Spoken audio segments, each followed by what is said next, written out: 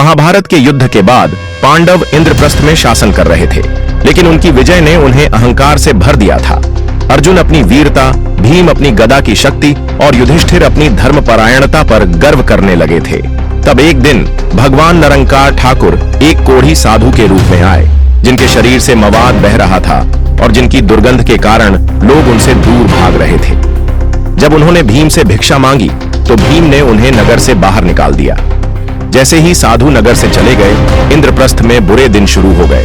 सूखा पड़ गया, फसलें नष्ट हो गई, पांडवों की शक्ति क्षीण होने लगी और प्रजा में अराजकता फैल गई। जब पांडवों के राज्य में विनाशकारी घटनाएं होने लगीं, राज्य में सूखा पड़ गया, फसलें नष्ट हो गईं, पांडवों की शक्तियां क्षीण होने लगीं, प्रजा दुखी हो गई। तब द्रौपदी ने श्री कृष्ण से पूछा, हे माधव, यह सब क्यों हो रहा है?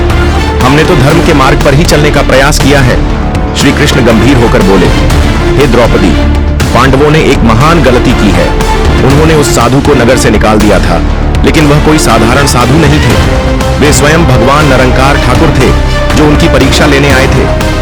युधिष्ठिर चिंतित हो गए और बोले, हे केशव, अब हमें क्या करना चाहिए?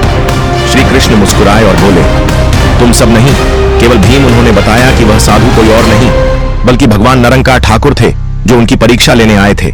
पांडवों को अपनी गलती का एहसास हुआ और वह भीम तुरंत क्षीर सागर गए, जहां भगवान निरंकार ठाकुर तपस्या कर रहे थे। उन्होंने झुककर क्षमा मांगी। भगवान निरंकार ठाकुर ने अपनी आंखें खोली और बोले, तुमने मुझे नगर से निकाल दिया, लेकिन अब अगर तुम्हें अपने राज्य की खोई हुई समृद्धि वापस चाहिए तो तुम्हें एक विशाल अनुष्ठान करना होगा। युधिष्ठिर ने विनम्रता से पूछा, हे प्रभु, हमें क्या करना होगा? निरंकार ठाकुर ने कहा, तुम 9 लाख भंडारे का आयोजन करो और पूरे संसार से मेरी बहनों दीसाओं को आमंत्रित करो। भीम ने उत्साह से कहा, हे प्रभु, हम यह भंडारा करने के लिए तैयार हैं। लेकिन भगवान निरंकार ठाकुर मुस्कुराए और बोले, रुको, यह भंडारा तब तक पूर्ण नहीं होगा जब तक तुम मेरी एक विशेष बहन को नहीं बुलाते। मेरी सबसे प्रिय बहन आमा को बुलाना मत भूलना, वरना यह अनुष्ठान अधूरा रह जाएगा। भीम ने सिर झुकाकर स्वीकृति दी और लौटकर विशाल भंडारे की तैयारी शुरू कर दी।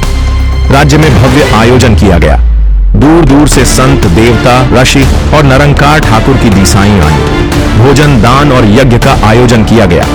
लेकिन जैसे जैसे दिन बीतते गए, भंडारा पूरा होने के बावजूद कुछ अजीब घटने लगा।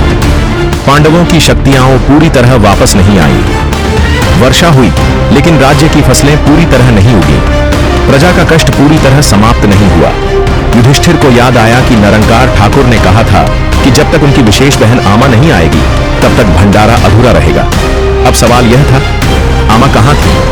पांडवों ने पूरी पृथ्वी पर संदेश भेजे, लेकिन कोई भी आमा नामक बहन को नहीं जानता था। तब श्री कृष्ण ने ध्यान लगाया और कहा, हे पांडवों, आमा कोई साधारण महिला नहीं है।